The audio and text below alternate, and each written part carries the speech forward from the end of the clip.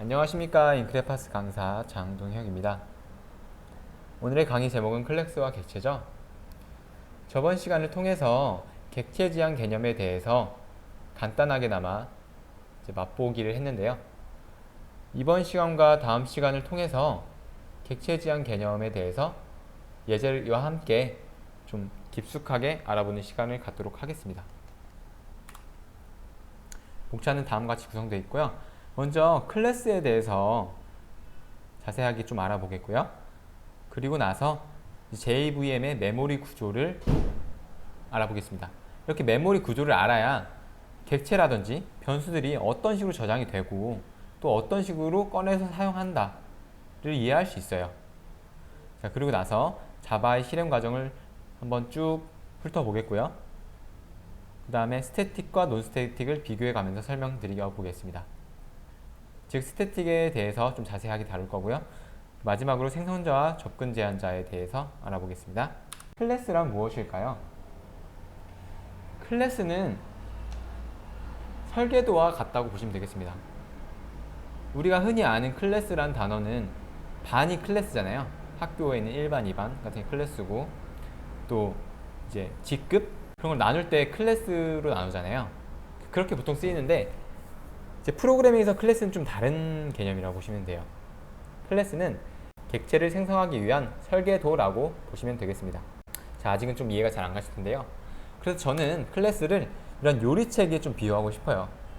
자, 요리책을 보시면 재료가 먼저 있죠. 재료를 먼저 준비하고 그 재료를 어떤 식으로 조리를 해서 끓이고 지지고 볶고 삶고 해서 결국 요리가 탄생되잖아요. 그런 식으로 설계도라고 볼 수 있겠죠. 자, 마찬가지로 클래스도 재료처럼 속성이 있고요. 그리고 조리처럼 기능이 있습니다. 즉, 객체라 함은 속성과 기능의 집합인데 그런 객체가 생성과 기능을 가지려면 그렇게 가져야 된다고 설명을 해줘야 되잖아요. 그래서 클래스란 객체를 생성할 때 필요한 설명서라고 보시면 되겠습니다. 좀 더 자세히 보시면 일단 클래스의 구조는 변수와 메서드 그리고 생성자, 내부 클래스, 스태틱 초기화 등이 있는데요. 변수랑 메서드는 저희한테 좀 익숙하죠. 근데 나머지 것들은 좀 익숙하지 않습니다. 즉 재료는 변수라고 보시면 돼요. 그리고 칼로 자르는 등의 조리법은 메서드라고 보시면 됩니다. 그리고 나머지 생성자와 내부 클래스, 스태틱 초기화 등도 따라 붙고요. 그래서 주어진 재료를 알맞은 조리법으로 요리를 하게 되면 결국 음식이 나오는 것처럼 이제 변수와 메서드에 대한 정보를 가지고 객체를 생성하면 이제 객체가 만들어지는 거예요. 자, 이해되시나요? 아직 그렇게 와닿지는 않으실 거예요. 왜냐면 객체 개념도 배운 지 얼마 안 되셨고 이제 클래스에 대해서 자세히 배우시는데 충분히 어려울 수 있습니다. 자, 클래스를 한번 보시겠습니다.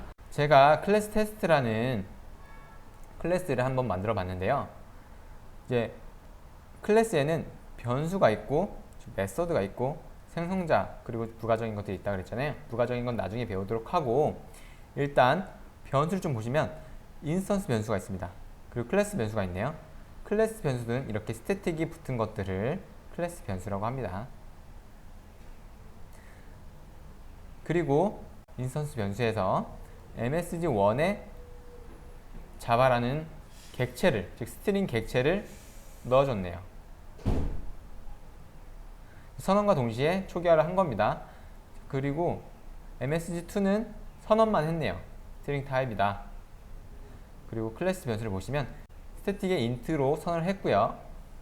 스태틱의 인트형 자료고 넘버1이라는 이름을 갖고 있습니다. 그리고 넘버2도 마찬가지로 선언과 동시에 초기화를 해줬네요. 10, 20이에요.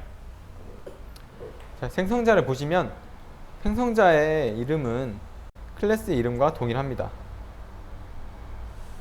즉 메서드인데 이름이 클래스와 똑같다. 그럼 무조건 생성자예요. 반환형이 없는 걸 보고서도 찾을 수 있지만 이렇게 이름이 클래스 이름과 똑같으면 무조건 생성자입니다.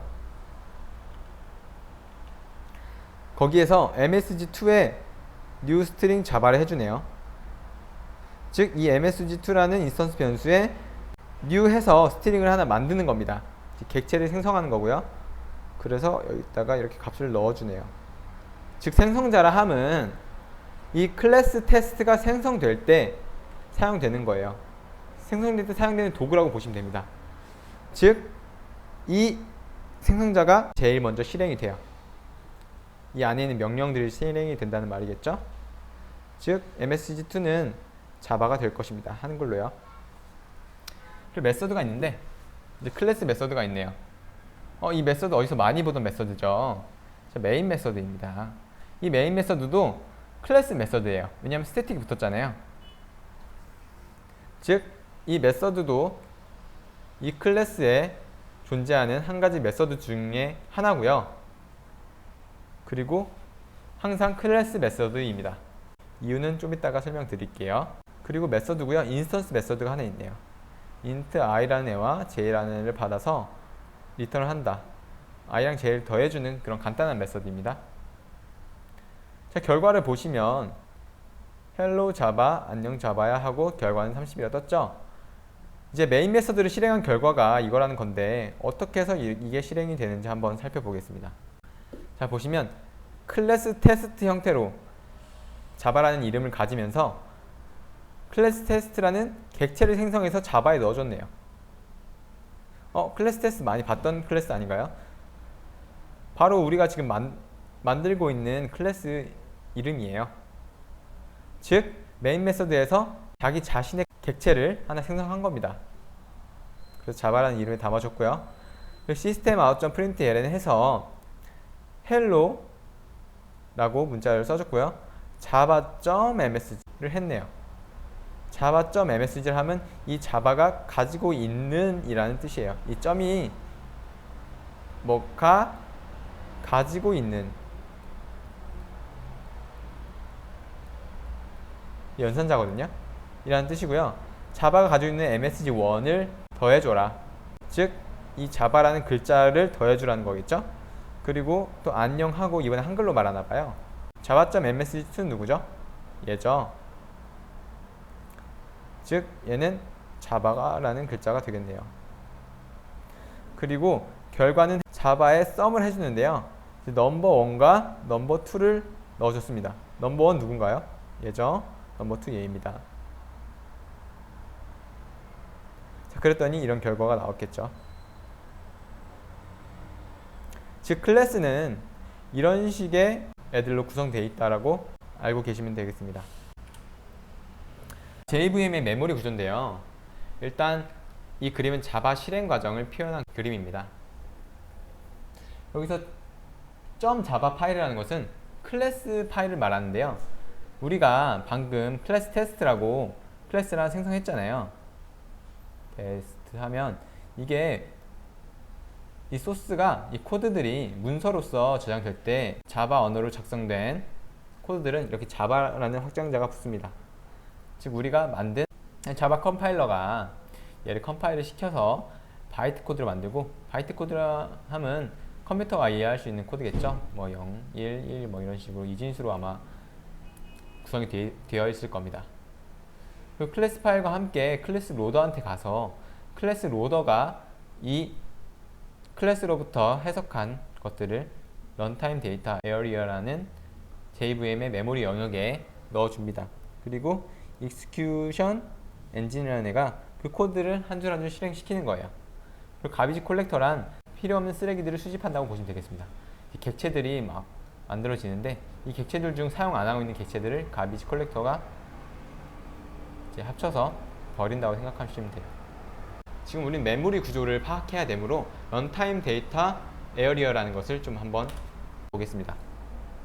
자, 런타임 에어리어 데이터는 클래스 영역이 있고요. 스택 영역, 힙 영역, PC 레지스터 영역, 네이티브 메소드 영역이 있네요. 이 5개보다 더 많은데 지금 우리가 필요한 것은 이 5개밖에 없고, 5개 중에서도 이 2개는 지금 배우지 않을 거예요. 몰라도 되는 부분이긴 합니다. 먼저 클래스 영역에는 어떤 게 담길까요? 영역이라 하는 게 메모리인데, 메모리에는 데이터가 저장이 돼야 되나요? 즉 어떤 데이터가 저장되는지 한번 살펴보도록 하겠습니다. 먼저 클래스 정보가 저장이 되네요. 자, 클래스 정보라 함은 이 클래스는 어디에 위치해 있고 또 어떤 특성을 가지고 있다라고 저장을 해주는 겁니다. 그리고 클래스 변수를 저장을 하는데요. 클래스 변수라 함은 아까 전에 스태틱이 붙은 변수들을 말하는 거겠죠? 클래스 메서드도 마찬가지로 스태틱이 붙은 메서드들, 그리고 인스턴스 메서드를 저장을 하네요. 자, 다음으로 스택 영역을 보시면 메서드별 프레임을 저장합니다.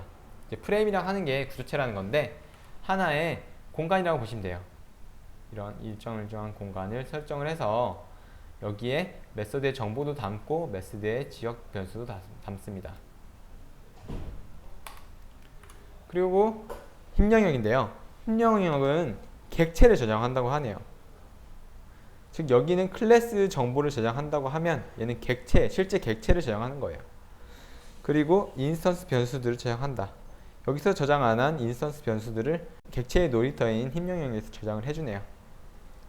나머지 두 개는 그다지 알 필요는 없는데요. 네이티브 메서드 영역은 자바 외에 다른 언어로 작성된 코드를 저장합니다. 자바에서 라이브러리가 꼭 자바 언어로 작성된 라이브러리만 있는 게 아니에요. C++로 제작된 것들도 있고요.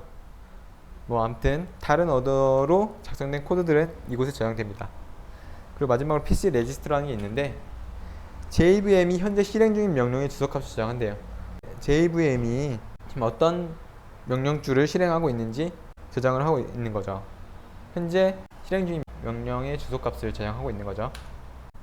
자, 그럼 앞서 배운 자바의 메모리 구조를 가지고 처음에 봤던 예제를 분석해 보도록 하겠습니다. 이 예제가 어떤 식으로 실행이 되는지, 어떤 과정을 거치는지 분석해 보도록 하겠습니다.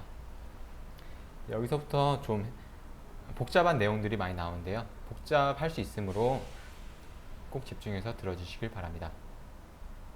일단 메모리 구조가 총 3개가 있다 그랬죠? 이렇게 클래스 영역이 있겠고요. 이렇게 스택 영역도 있을 겁니다. 그리고 마지막으로 이런 힘 영역도 있겠죠? 이름을 쓰자면 여기는 클래스 영역, 여기는 스택 영역,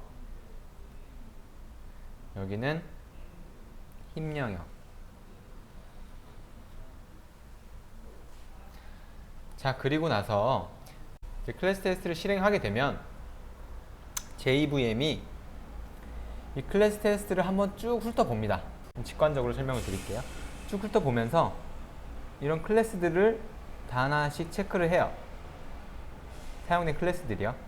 여기 보면은 이 클래스 테스트도 사용했고요.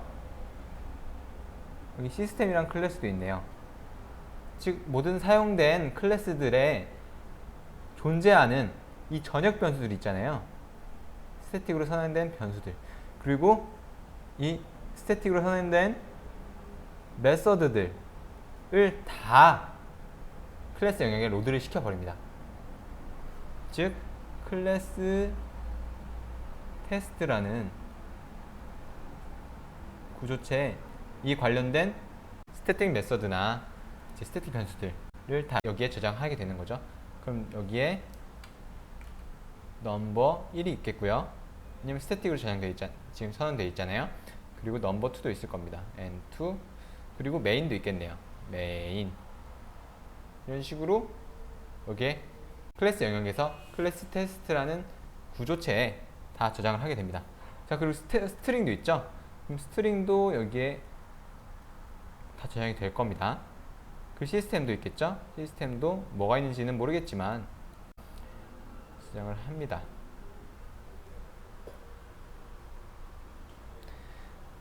스태틱으로 선언된 모든 클래스 변수나 클래스 메서드들이 로드가 되면 메인 메서드를 찾아서 이 메인 메서드를 실행을 하는 겁니다. 이 메인 메서드를 실행하면 어떤 결과가 될까요? 자, 메인 메서드를 실행해 본 결과 클래스 테스트라는 타입에 자바라고 변수를 하나 설정해 뒀네요. 즉 얘는 지역 변수죠. 메인이라는 메서드의 지역 변수가 되는 겁니다. 자, 보시면 스택에는 메서드의 구조체가 생성된다 그랬잖아요. 메서드의 구조체가 생성되는 거예요. 얘는 메인이라는 메서드고요. 생성이 되는데 여기에 그럼 자바라는 참조 변수가 하나 설정되어 있죠. 참조 변수라 함은 객체의 주소를 담는 변수를 말해요. 이 new 해서 클래스 테스트라는 생성자를 실행하면 클래스 테스트 객체가 하나 만들어지잖아요. 그거의 주소값을 이 자바가 가지고 있습니다.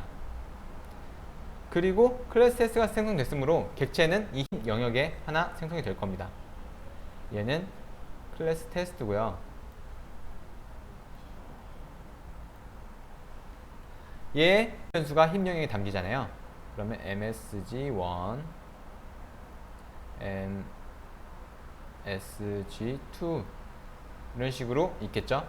그 나머지 이런 스태틱으로 선언된 것들은 전부 다 이미 여기 올라가 있고요. 그리고 이 인스턴스 메서드는 어디에 저장된다 그랬죠? 힙 영역에 저장되는 게 아니라 클래스 영역에 저장됩니다. 여기에 sum이라는 메서드가 하나 저장이 돼요.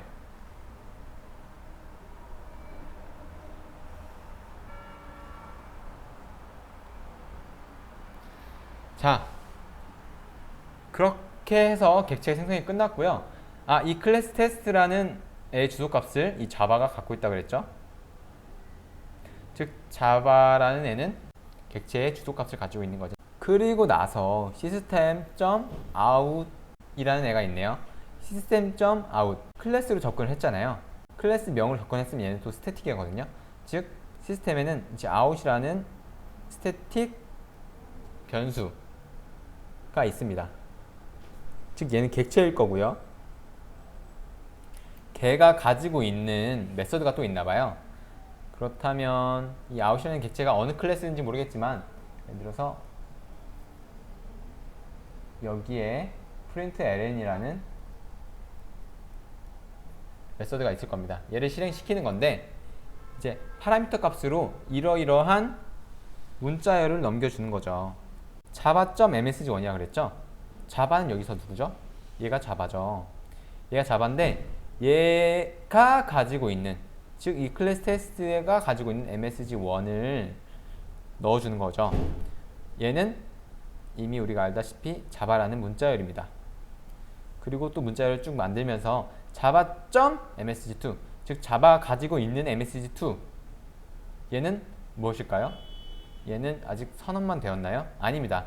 얘가 생성될 때 생성자가 실행된다고 그랬잖아요. 그럼 msg2에 자바라는 문자열이 담겼고 얘는 바로 자바라는 스트링 객체입니다. 그래서 이 문자열들이 만들어져서 결국에 출력이 되는 거겠죠. 출력 끝났습니다. 마찬가지로 또 println 해서 결과는 하는데 자바가 가지고 있는 sum이라는 메서드를 실행시킬 건데 인자로서 넘버1과 넘버2를 줘라. 여기서 넘버1과 넘버2는 누구죠? 얘긴 한데 얘는 지금 메모리상에 어디에 올라가 있습니까? 여기 올라가 있죠. 근데 여기 앞에 얘는 왜 스태틱 변수이지만 클래스 이름 써주지 않느냐 하면 얘는 같은 클래스 안에 있잖아요. 지금 무슨 말이냐면 이 메인 메서드는 현재 클래스 테스트라는 클래스에 있고요. 여기서는 바로 이런 식으로 넘버1이라고 사용할 수 있어요. 넘버2라고도 사용할 수 있고요. 이거는 같은 클래스 안에 있는 메인 메서드라서 가능한 겁니다. 만약에 이 테스트를 하려고 메인 메서드를 다른 클래스에 만들었다. 예를 들어서 클래스 테스트의 테스트라는 클래스에 만들었다 하면 얘는 클래스 테스트라는 클래스 명을 앞에 붙여줘야 됩니다. 아무튼 얘네들은 여기에 저장이 되어 있었고요. 그래서 10이 될 거고 얘는 20이 되겠죠. sum이라는 메서드는 어디 있냐? 여기 있습니다. 왜 메서드는 이렇게 객체 안에 직접 넣지 않고 클래스 영역에 놔두냐라고 생각하시는 분이 계실 거예요. 하지만 여기서 우리가 자바라고 만들고 객체를 하나 만들었는데 이제 또 클래스 테스트에 다른 객체를 만들게 되면 이런 식으로 클래스 테스트에 뭐 자바2라고 할까요? 만들면 얘의 주소값을 얘가 참조를 하게 되겠고요. 여기도 또한 인스턴스 변수들이 이렇게 생성이 될 겁니다. 그렇다면 여기에 메서드가 두 개나 있을 필요가 있을까요? 메서드는 프로그램이 실행되면서 안에 있는 명령문들이 바뀌지가 않아요. 항상 일정합니다. 하지만 변수는 값이 변경될 수 있잖아요. 즉 인스턴스 변수는 그러라고 있는 겁니다. 값을 변형해 가면서 그때그때 필요한 값을 담으라고 있는 거고요. 메서드는 안에 있는 내용이 바뀔 필요가 없어요. 바뀔 수도 없고요. 그래서 이렇게 하나만 있어도 되므로 이렇게 클래스 영역에 저장이 되는 겁니다. 그래서 얘를 실행시키면 10 더하기 20이 돼서 결과는 30이라는 값이 출력이 되겠죠. 이 과정을 여러분들도 직접 손으로 따라가시면서 하셔야 돼요. 그래야 메모리가 어떻게 구성이 돼 있고 우리는 어떤 식으로 접근해서 어떤 식으로 저장을 하거나 어떤 식으로 접근해서 어떤 식으로 사용을 한다라고 알 수 있습니다. 지금 어떻게 보면 이렇게 저장이 쫙 됐고요. 또 객체가 생성되면 또 저장이 돼요. 그러다가 우리가 사용을 할 때, 즉 이런 함수 안에서 파라미터로 넣어준다거나 아니면 그냥 메서드를 바로 실행할 수 있겠죠. 그런 식으로 하면 어디에 가서 어떤 식으로 값을 가져오는지를 잘 알 필요가 있습니다. 이것은 지금 설명을 드리기 위해서 제가 짠 임시의 예제고요. 제가 실습 강의 때 좀 그럴듯한 예제를 가져와서 이런 식으로 또 그려가면서 한 번 더 설명을 드릴 테니까 지금 부족했던 부분은 그때 보충하시기 바라겠습니다. 그리고 이제 스태틱과 논스태틱인데요. 스태틱을 한글로 번역하면은 정적이라는 단어입니다. 정적이라는 게 뭐죠? 되게 고요하다? 즉 움직이지 않는 거죠. 정적의 반대말은 동적입니다. 즉 얘는 막 변하는 거잖아요. 이렇게도 변했다, 저렇게도 변했다. 그렇죠? 즉 스태틱이라 함은 되게 정적인 거예요. 무슨 말이냐 하면 이 프로그램이 실행되는 동안 이 스태틱 변수들은 딱 한 번만, 즉 이 클래스 영역에서 로드 될 때 딱 한 번만 생성이 되고요. 여기에서 값이 프로그램이 끝날 때까지 얘가 없어지거나 사라지지 않습니다. 또 생성되지도 않아요. 2개, 3개 생성되는 것도 아니에요. 하지만 인스턴스 변수들은 힘 영역에서 객체가 생성될 때마다 생성이 되잖아요. 객체가 생성될 때마다 또 생성되고, 그래서 인스턴스 내에서 자유롭게 쓰는데 이 스태틱으로 선언된 클래스 변수들은 이렇게 딱 한 번만 저장이 되고요. 메모리상에 올라가고 그 다음부터 얘를 계속 사용하는 겁니다. 얘가 얘를 필요하면 사용하고요. 뭐 이상한 또 클래스가 얘를 필요로 하면 얘를 또 사용하는 겁니다. 한번 예제를 볼까요? 즉 카라고 하는 클래스를 하나 만들었어요. 자, 인트의 프라이스에서 200, 차값이 200이면 뭘까요? 200억일까요? 200만 원일까요? 200만 원으로 합시다. 자, 그리고 스태틱의 인트의 리미티드 스피드, 얘를 300으로 했습니다. 리미티드 스피드라는 것은 직역하면 제한 속도라고 볼 수 있죠. 제한 속도는 300km/h고 가격은 200만 원이네요. 되게 싼데 엄청 잘 나가는 차이인가 봅니다.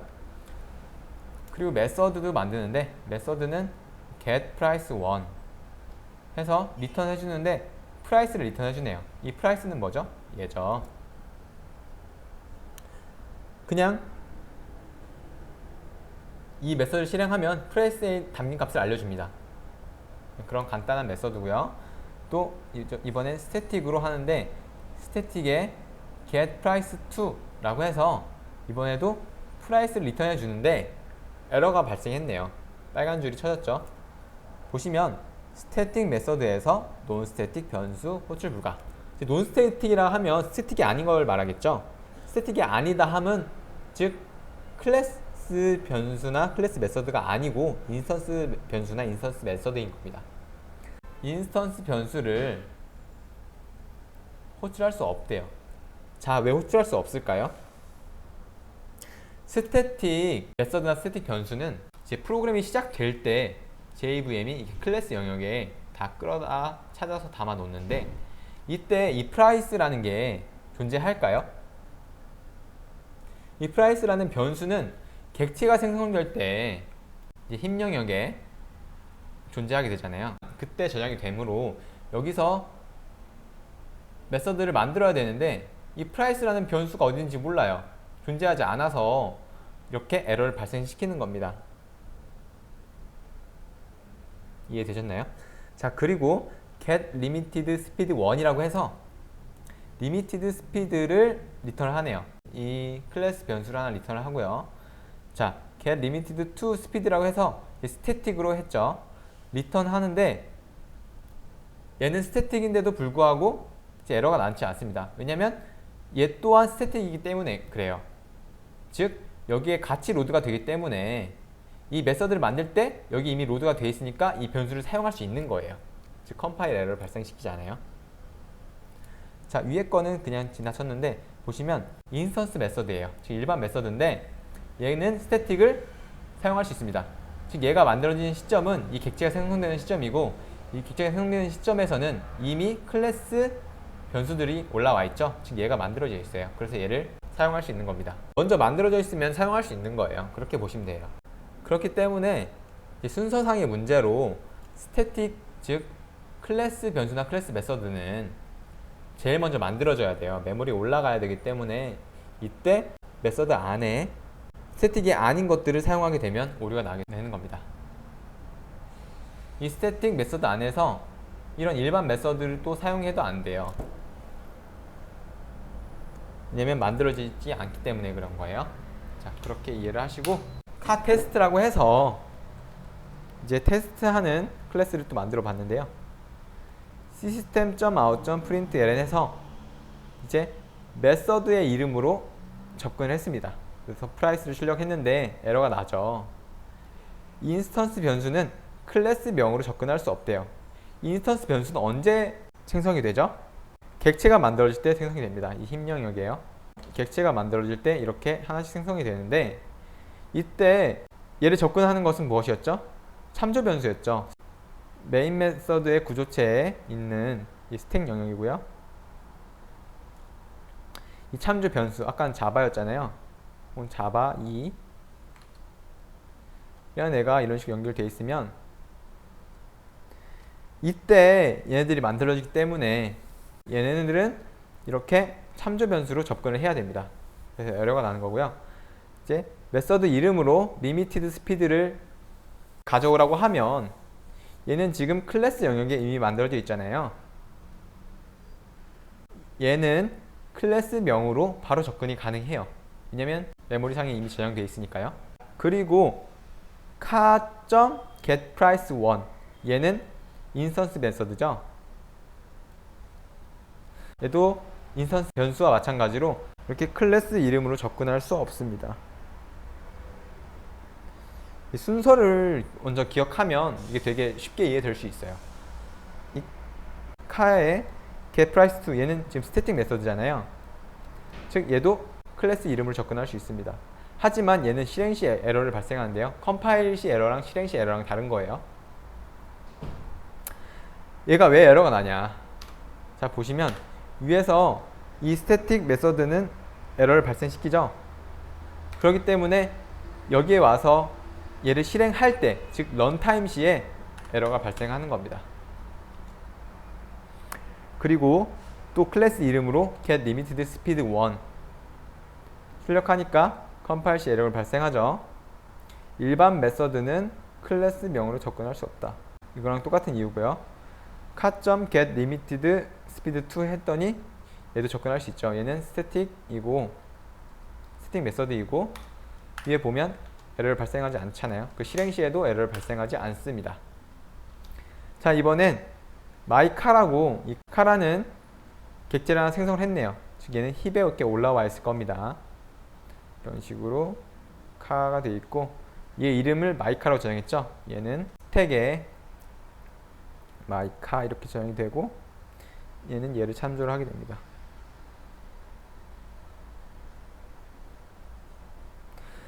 자, 그리고 이제 출력을 할 건데요. 마이카.price, 마이카는 프라이스를 가지고 있죠. 객체가 생성될 때 인스턴스 변수가 생성되니까요. 자, 그래서 얘는 출력이 가능합니다. 그리고 리미티드 스피드, 얘는 스태틱인데 이런 식으로 객체 이름으로도 접근이 가능해요. 얘는 클래스 명으로만 가능한 거 아니었냐? 아닙니다. 얘 클래스가 카잖아요. 그러므로 얘도 또한 이런 식으로 접근이 가능해요. 스태틱은 클래스 이름으로 접근 가능하고 이제 참조 변수의 이름으로도 접근 가능하다. 하지만 이런 식으로 쓰지는 않아요. 굳이 이런 식으로 쓸 필요가 없죠. 왜냐하면 그냥 클래스 명으로 바로 쓸 수 있으니까요. 그리고 마이카.getPrice1, 자, 실행이 되고요. 마이카.getPrice2, 얘는 스태틱인데 스태틱이라서 에러가 나는 게 아니라요. 얘는 그냥 메서드 자체가 에러를 발생시키잖아요. 보시면 이런 식으로 에러를 발생시킵니다. 얘는 에러가 나오고요. 자, 이런 식으로 마찬가지로 얘도 일반 메서드 실행이 가능하고 얘도 실행이 가능합니다. 스태틱이랑 논스태틱에 대해서 비교를 해봤는데요. 이렇게 실행되면서 에러가 왜 나는지 아는 것도 중요하지만 이게 스태틱이 메모리에 적재되는 시기가 언제 제일 빨리 적재되는 거잖아요. 예, 이때 적재가 되고 얘는 딱 하나만 만들어지기 때문에 모든 객체들이 얘를 가져와서 얘를 사용한다. 여기 주변에 병원이 있어서 좀 이런 식으로 사이렌 소리가 많이 들리네요. 즉 얘를 모든 객체들이 공용으로 사용한다라고 함은 무슨 말이냐면, 자, 여러분들 교실에 벽걸이 시계가 하나 있잖아요. 그 벽걸이 시계를 제가 5분 빨리 맞춰 놓았습니다. 그럼 선생님이 보고 벽걸이 시계 5분 빠르니까 5분 빨리 수업을 끝내주겠죠? 들키지만 않는다면요. 학생들도 수업이 다 끝난 줄 알 겁니다. 하지만 저는 알죠. 수업은 아직 5분 남았는데.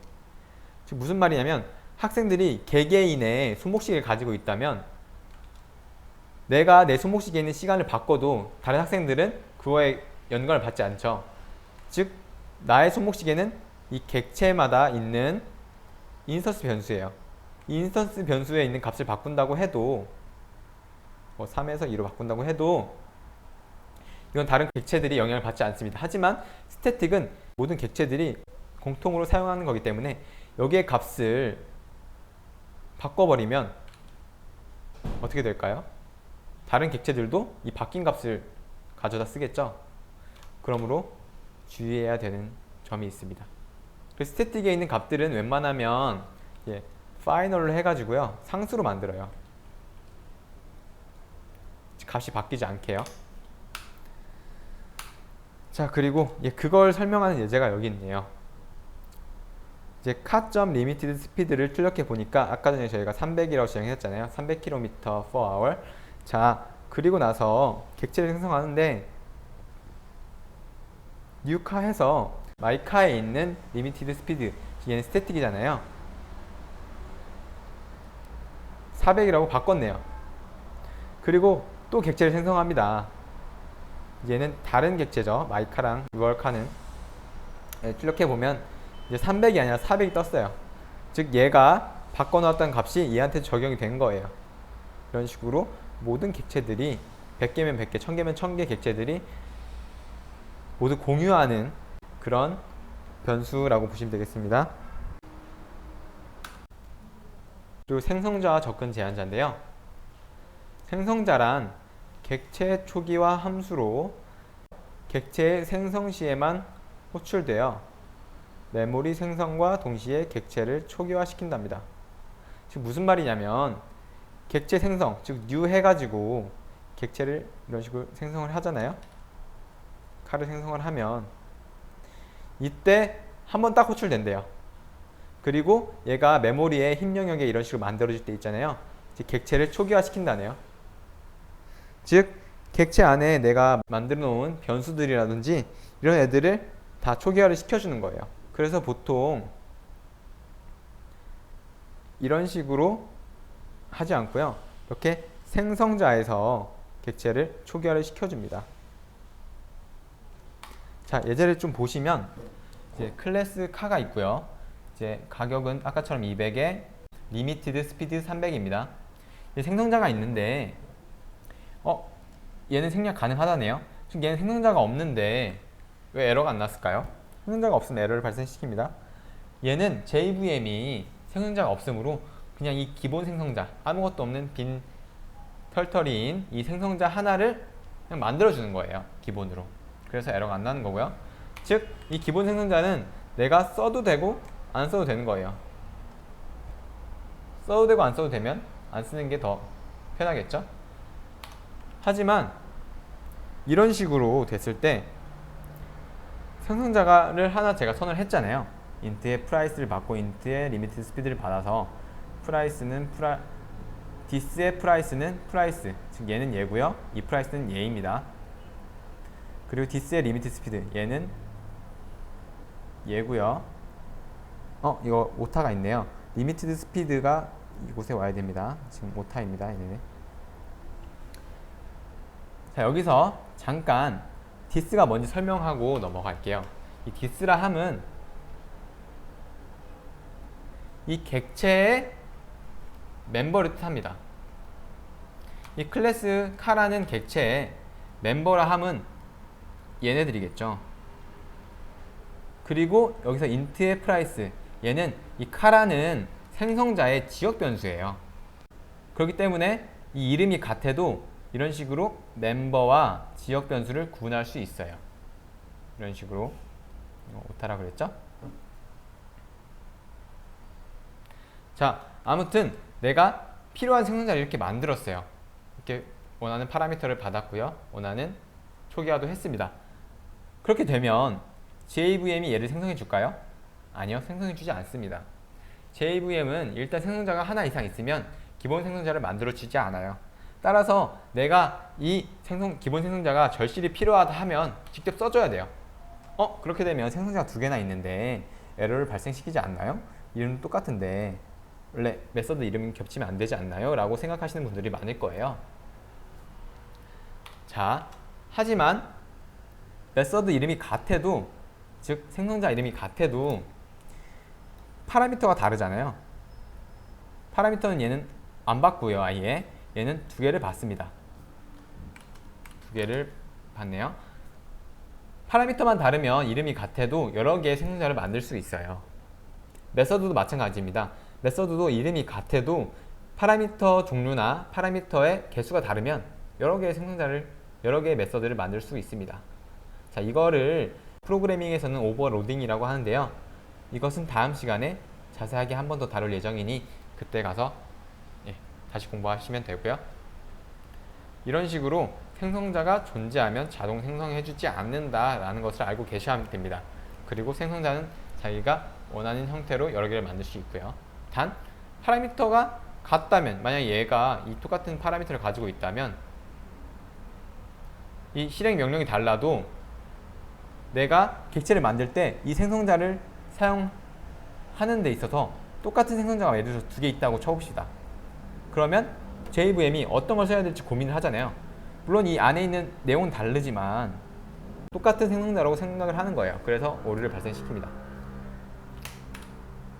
자, 그리고 마지막으로 인캡슐레이션, 정보 은닉 캡슐화인데요. 제가 저번 시간에 인캡슐레이션에 대해서 간단하게 설명을 드렸었죠. 관계자의 출입 금지, 클래스나 멤버 변수나 멤버 메서드에 누군가가 접근을 하려고 해요. 즉 변수를 사용한다든지 메서드를 호출하려고 해요. 그때 조건을 따지는 거예요. 이걸 쓰려고 하는 클래스가 어떤 조건에 처해져 있는지에 따라서 메서드를 호출할 수도 있고요, 변수를 호출할 수도 있고요, 변수나 메서드를 호출할 수 없을 수도 있습니다. 클래스도 만들 수도 있고요, 만들지 못할 수도 있어요.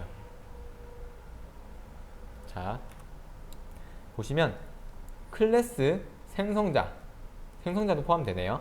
멤버 변수, 멤버 메서드 선언 시 접근 범위를 지정하여 데이터를 보호한답니다. 그럼으로써 보안을 유지하거나 불필요한 수정을 막을 수 있대요. 어떻게 보안을 유지하냐? 예를 들어서 변수가 지금 생성이 되어 있는 게 누구나 다 쓸 수 있는 변수라고 쳐봅시다. 그렇게 되면 개발자가 이 변수는 여기서 사용할 수 없어야 되는데 모르고 사용을 한 거예요. 다른 변수인 줄 알고 착각을 한 거예요. 그렇게 되면은 프로그램이 오류가 발생하겠죠. 뭐 그런 경우도 있고요. 이 프로그램을 사용하는 사람이 어떻게 하다 보니까 프로그램이 잘못 짜여져서 이 변수의 값을 막 바꿨다고 생각해 봅시다.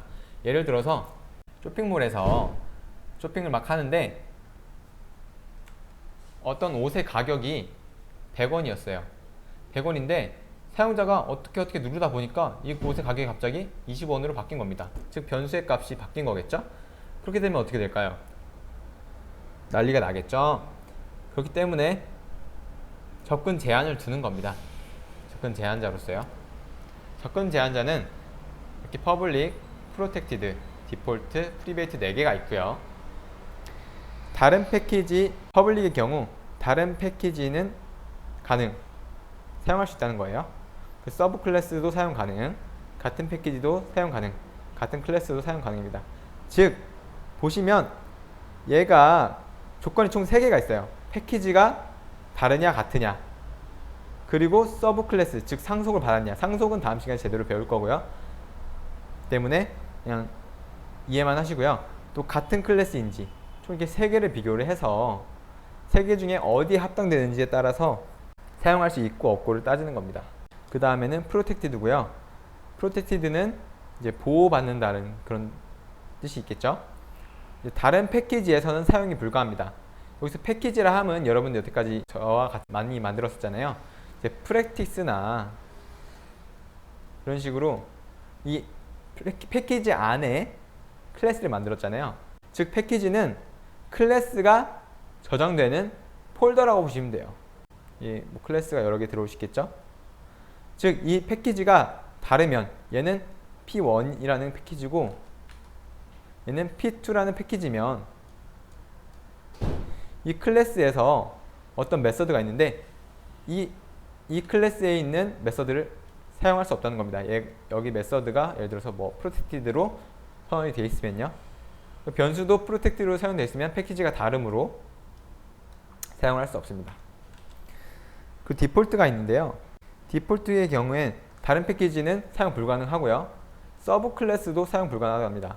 프로텍티드의 경우에는 패키지가 달라도 클래스가 2개가 있는데 이 클래스가 얘를 상속을 하고 있으면 얘에 있는 메서드나 변수들을 사용할 수 있어요. 프로텍티드로 선언이 되어 있으면요. 하지만 디폴트의 경우 걔네들도 막는 겁니다. 다른 패키지 안 되고 서브 클래스 안 되고 같은 패키지 내에서만 서로 접근이 가능하다네요. 이런 식으로 같은 패키지 내에 있어야지만 접근이 가능한 거예요. 디폴트로 선언되어 있다면. 그리고 마지막 프리베이트가 있는데요. 변수나 클래스나 또 메서드가 프리베이트로 되어 있으면 같은 클래스 내에서만 접근이 가능합니다. 즉 같은 패키지에 있다고 해서 이 클래스가 얘를 접근을 할 수가 없고요. 얘 클래스가 얘도 접근을 할 수가 없어요. 자, 무슨 뜻인지 잘 이해가 아직 안 되실 텐데요. 먼저 퍼블릭입니다. 자, 보시면 같은 클래스 내에서는 퍼블릭 사용할 수 있고요. 프로텍티드도 접근할 수 있고요. 디폴트도 접근할 수 있고요. 프리베이트도 접근할 수 있습니다. 이런 식으로 4개의 다른 접근 제한자로 선언한 변수들이 있고요. 얘네들을 지금 생성자를 통해서 초기화를 시켰고요. 그리고 나서 메인 메서드에서 현재 클래스를 생성을 하고 여기서 이 참조 변수를 통해서 얘네들의 접근을 해보았어요. 어떻게 에러가 나는 게 한 개도 없죠? 다 접근이 가능합니다. 왜냐면 이 클래스랑 이 클래스는 같으니까요. 클래스 내에서는 아무리 제한을 프리베이트로, 즉 강하게 걸어 놨어도 서로 접근을 막을 수는 없어요. 왜 그러냐? 같은 클래스 안에 있다는 것 자체가 서로 정보들을 공유하고 있다는 거랑 똑같아요. 이 클래스라는 개념은 설계도라는 개념도 있지만 하나의 모듈이라고 생각하시면 됩니다. 즉 비슷한 기능이나 비슷한 속성들이 다 같이 모여있는 것들이잖아요. 그래서 이 클래스 내에서는 서로 긴밀한 관계를 유지해야 됩니다. 하지만 이 모듈과 모듈은 서로 긴밀한 관계를 유지하게 될 경우 이 모듈에서 무언가를 수정을 하면 얘에서도 영향을 받는다고 치면 안 되겠죠? 그럼 얘도 또한 수정을 해야 되니까요. 이런 식으로 막 클래스들이 묶여 있다고 생각해 보겠습니다. 그렇게 되면 얘가 수정이 필요할 때 얘도 수정해야 되고 얘도 수정해야 됩니다. 이런 식으로. 그래서 이런 관계는 최소한으로 하는 게 좋겠고요. 다른 클래스 하지만 같은 패키지를 볼까요? 패키지는 같은데 클래스는 다른 겁니다. 자, 아까 전에 Access Restriction 1이라는 애는 Practice라는 패키지 있었잖아요. 근데 얘는 Practice라는 패키지에 있으나 클래스가 다릅니다. 따라서 이렇게 Private는 접근이 안 되는 거예요. 이해되시나요? 왜냐하면 클래스가 다르기 때문이에요. 자, 다음으로 다른 클래스이면서 다른 패키지이지만 그래도 상속은 하고 있다 라고 보시면, 일단 보시면 다른 패키지죠. 아까는 프랙티스였는데 얘는 another 패키지라는 패키지고요. 그 얘의 클래스 이름은 restriction 3입니다. 그리고 여기서 사용하려고 하는 객체는 restriction이고요. 다른 클래스고요. 보시면 상속 중입니다. 상속은 이런 식으로 extend라고 선하고 그 뒤에 상속할 클래스 이름을 써주면 되거든요. 그래서 다른 패키지이지만 상속을 하고 있다 일 경우에 이런 식으로 얘는 퍼블릭이었고요. 얘는 프로텍티드입니다. 그래서 디폴트의 경우 상속을 해도 맞고요. 프로텍티드의 경우에는 상속을 하면 그래도 접근을 허용합니다. 퍼블릭은 항상 허용을 하고요. 그리고 마지막에 다른 패키지이면서 상속도 하지 않네요. 그리고 클래스도 다르고요. 클래스 다를 수밖에 없겠죠. 다른 패키지면. 자, 보시면 이제 상속도 안 하기 때문에 프로텍티드까지 막혔고요. 원래 디폴트는 안 되고 프리베이트도 안 되고 퍼블릭만 됩니다.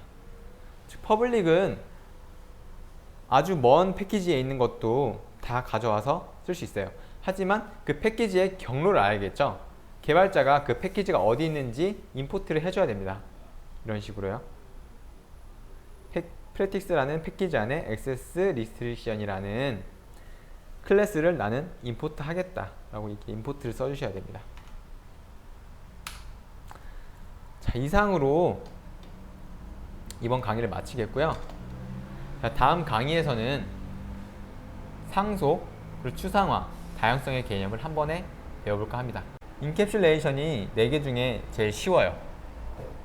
어렵다고 생각하시는 분들도 계실 텐데 다음에 배울 강의가 이번 강의보다 더 어려울 수도 있으니 이번 강의 내용들을 꼭 복습하셔가지고 완벽히 자기 걸로 만드신 뒤에 다음 강의를 듣는 것을 추천드리겠습니다. 다음 강의까지만 들으시면 객체지향 개념들은 이제 거의 다 끝이 나고요. 그렇게 되면 자바의 거의 80%를 이해하셨다고 보시면 되겠습니다. 그러므로 이 개념들이 어렵다고 해서 포기하거나 그러시지 마시고요. 끝까지 열심히 해서 자바를 마스터하는 것을 목표로 삼으시길 바라겠습니다. 이상으로 강의를 마치겠고요. 여러분 모두 수고 많으셨습니다.